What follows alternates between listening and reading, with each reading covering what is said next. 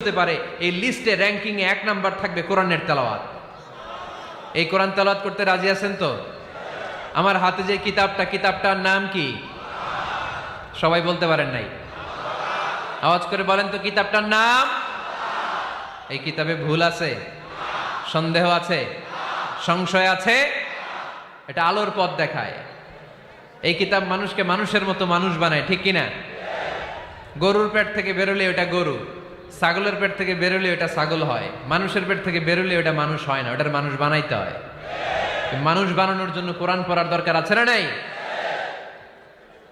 তাহলে নফল আবাদত করে আমরা আল্লাহর নৈকট্য পেতে চাই। 1 নাম্বার যে আবাদতের কথা আপনাদেরকে শোনালাম সেটা হচ্ছে কোরআনের তেলাওয়াত। রাজি আছেন সবাই?